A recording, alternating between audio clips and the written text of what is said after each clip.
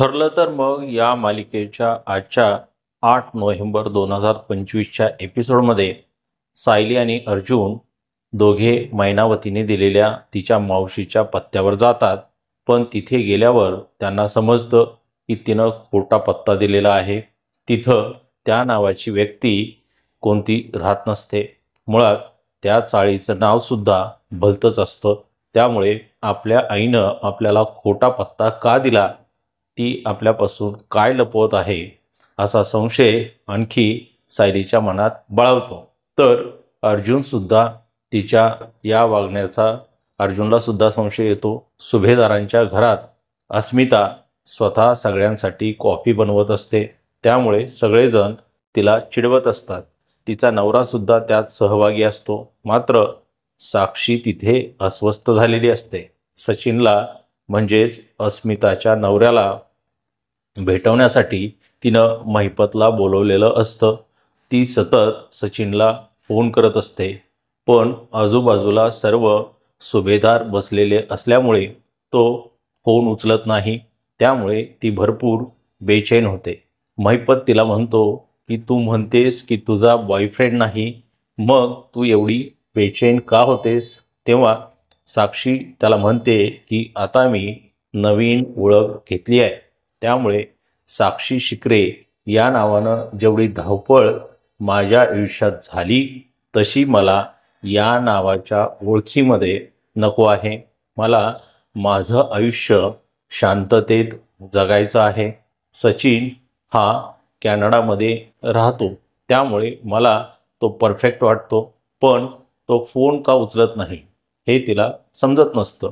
तिथे सचिन मात्र अस्मितापासून लपून साक्षीचा फोन कट करत असतो आणि घरात सांगतो की ऑफिसचा फोन आहे.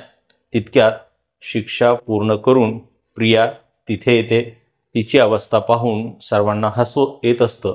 सायलीला सतत वाटत असतं की मैनावती आणि सदाशिव आपले आई बाबा नाहीत. पण अर्जुन DNA टेस्ट रिपोर्ट गाजवत बसणार, त्यामुळं त्यांचं भांडण होतं. तर मैनावतीला सदाशिव लोखंडेचा पोलीस स्टेशनमधून फोन येतो की त्याला पाकीटमारी करताना पोलिसांनी अटक केली आहे. त्यामुळे 3-4 दिवस तो पोलीस स्टेशनमध्येच असेल. मैनावती आणि सदाशिव हा विषय इतक्या सहजरित्या बोलत असतात जणू काही त्यांना पोलीस स्टेशनमध्ये राहायची सवय असते. पण नंतर मैनावतीच्या लक्षात येतं की ते आता सुभेदारांच्या घरात राहत आहेत. त्यामुळे त्यांनी विचारलं तर काय सांगायचं, तिला या गोष्टीचं टेन्शन आलेलं असतं. दुसरीकडे अस्मिता झोपल्यावर सचिन साक्षीला फोन करतो. ती फारच अस्वस्थ झालेली असते.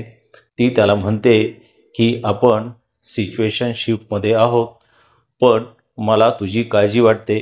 तू दिवसभर एक फोनसुद्धा केला नाहीस, साधा एक मेसेज पण नाही. तेव्हा सचिन तिला कामात असल्याची थाप मारतो. दोघेजण गप्पा मारत असताना अचानक तिथे अर्जुन येतो.